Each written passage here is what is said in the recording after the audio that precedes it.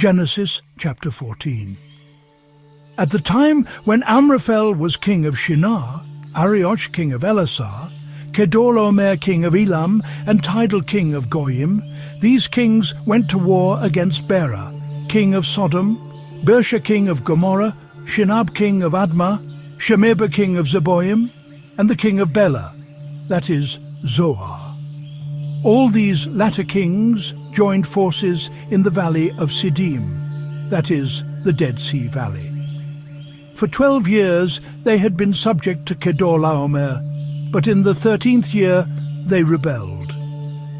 In the 14th year, Kedorlaomer and the kings allied with him went out and defeated the Rephaites in Ashteroth Karnaim, the Zuzites in Ham, the Emites in Shaveh Kiriathaim, and the Horites in the hill country of Seir, as far as Paran, near the desert. Then they turned back and went to En Mishpat, that is, Kadesh, and they conquered the whole territory of the Amalekites, as well as the Amorites who were living in Hazezon Tamar.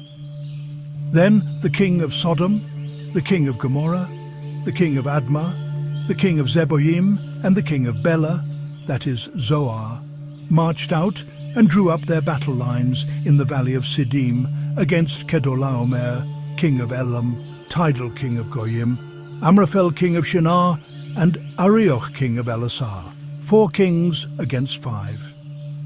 Now the Valley of Siddim was full of tar pits, and when the kings of Sodom and Gomorrah fled, some of the men fell into them, and the rest fled to the hills. The 4 kings seized all the goods of Sodom and Gomorrah and all their food. Then they went away. They also carried off Abram's nephew Lot and his possessions, since he was living in Sodom. A man who had escaped came and reported this to Abram the Hebrew.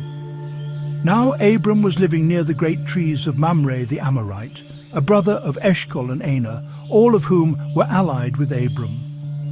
When Abram heard that his relative had been taken captive, he called out the 318 trained men born in his household and went in pursuit as far as Dan. During the night, Abram divided his men to attack them, and he routed them, pursuing them as far as Hobah, north of Damascus.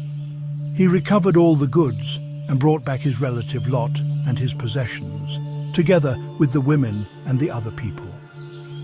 After Abram returned from defeating Kedorlaomer and the kings allied with him, the king of Sodom came out to meet him in the valley of Shaveh, that is, the king's valley. Then Melchizedek, king of Salem, brought out bread and wine.